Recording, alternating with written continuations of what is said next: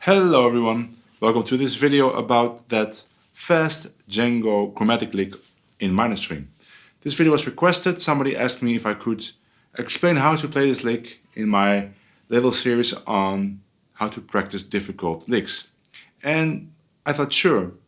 And to be truthful, this lick isn't that difficult. I know a lot of people are struggling with it, and there's many people trying to play the Django solo, and when this lick comes, it sounds kind of sloppy.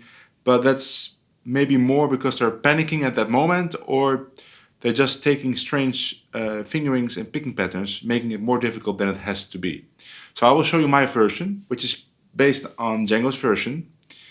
And the end is kind of debatable on which notes Django intends to play. But based on what I know about his style and what seemed logical to me, I came up with a version that I actually think that Django intended to play that, because near the end some notes are they're not easy to hear, or you can't really hear them, or he plays them kind of softer.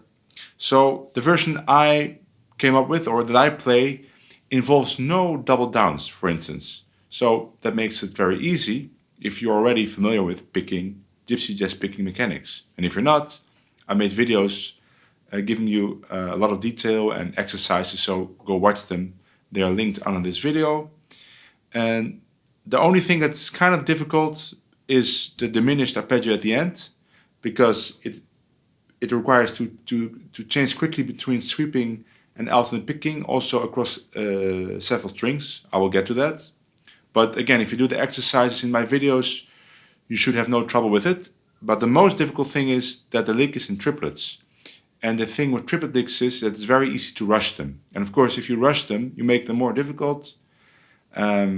You're not playing them in time, so it already sounds sloppy, but then you're playing it even faster than you have to, so you start missing notes. So let me first show you the tab right here, and the way I pick this.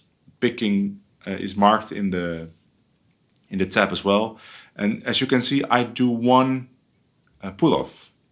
That is because I want to keep the picking alternate, and this avoids a double down. I think Django is picking all the notes, but it's so fast that you don't really hear it. Another thing is that it's really a chromatic run, so a lot of people are playing it like this. But Django is actually playing a really chromatic run, and you need those notes to make them fit the triplets, the triplet rhythm. So these are the correct notes. So it starts on beat 3, 1, 2.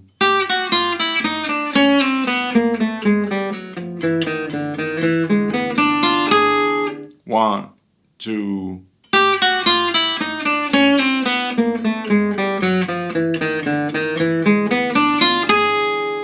So at the end, you can do a double down from the F to a G sharp to give an extra accent on the G sharp, but you could also just play it up, whatever you want.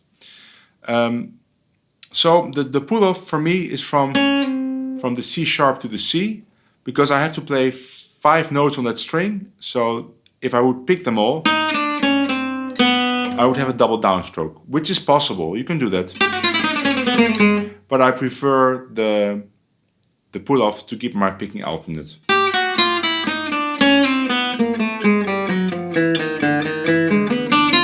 And the rest is all alternate or sweeping. So the thing with triplet licks is that you need to give accents on beats. So in this case, because it starts from beat 3, I want to give an accent on beat 1 of the next bar. That's on the C sharp where I have the pull-off, which is handy because I just have to remember I give an accent and I do a pull-off on that note. That's very easy. And then it becomes a little bit more difficult because now we have no convenient notes to give accents on, because we prefer to have accents on downstrokes, but if we continue the lick, then there would be an accent on this G, but it's an upstroke. That's really not convenient to do, so I avoid it. And then it's on this D sharp, there's an accent. But again, it's an upstroke, and even though you could do it, if you do it fast, it's difficult to coordinate this. So my most important tip for triplet runs is that in order not to rush them, you gotta have the feeling that you're slowing down in the lick, especially towards the end of triplet licks. So in this case, I kind of make myself feel that I slow down when I hit the D string. So I just play normally in the beginning, I have this accent on the C sharp. And now I start to slow down.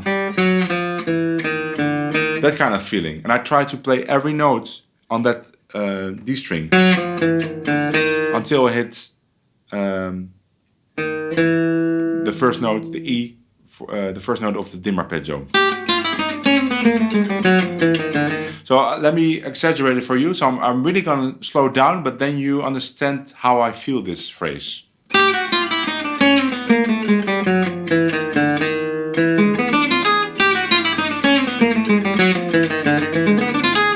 So what will happen when I play it up to speed is that you hear extra definition in those notes. And even if you would slow down, that's a nice effect in triplets. You can make up for it with the run that comes right after it, or you end a little bit late. That's not bad, you know, that sounds laid back, that sounds good. Better than if you rush.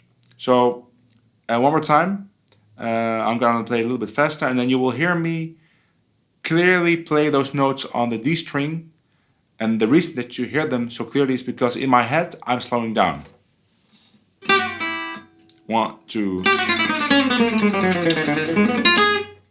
You see, so I'm not slowing down, but you hear kind of extra definition in those notes. And that's what I try to do, because there's no convenient accents for me.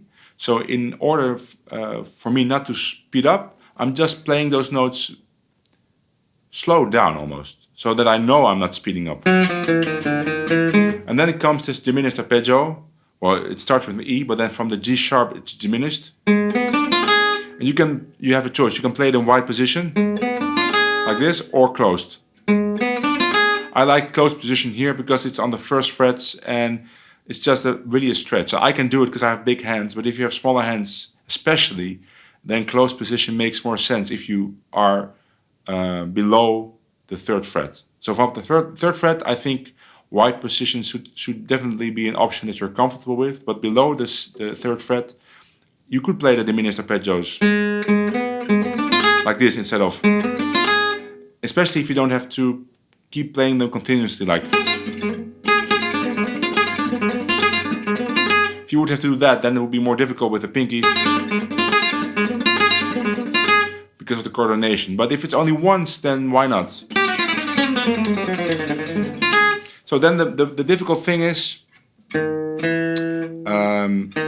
sweep, up, and then sweep, but this next sweep starts on a higher string, and that's always a difficult move. So the way to practice it is doing the diminished exercises from my video called Try These Exercises to Become a Swinging Speed Demon, where you have to do this continuously. But for this lick specifically, or actually this goes for every lick where you have this difficult transitions between sweeping and alternate, is be very aware of where the sweeps are. Be very aware of where the sweeps are by saying to yourself, now, every time it happens, or saying something else. So let's do it slowly. Now, now, now, no. So now, now. Now I'm not going to say it, but I'm going to say it to myself.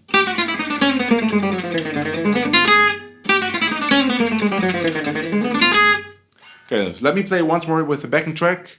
So just try to see if you can hear the following things. I'm giving an accent on the C sharp, where I have the pull off. I'm trying to slow down on the D string, and then I'm trying to accentuate or be very aware of the sweeps. And then it should work out. Here we go.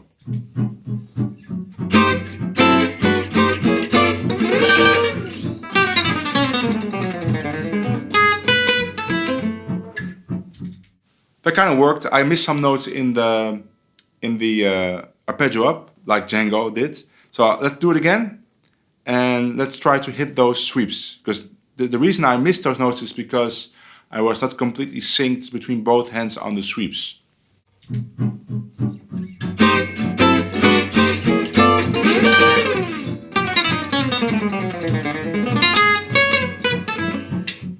That was okay. I missed the note after the lick, but the lick itself was okay. So now you know how to practice it, and I bet that if you work on it this way, of course you gotta have a good grasp of basic picking mechanics. But after that, if you have that, and you can do the exercises for that, and then you will notice that this lick is not that difficult. Okay, I hope you'll manage to play it for not too long, or pretty soon, and I'll see you guys in the next video. Bye!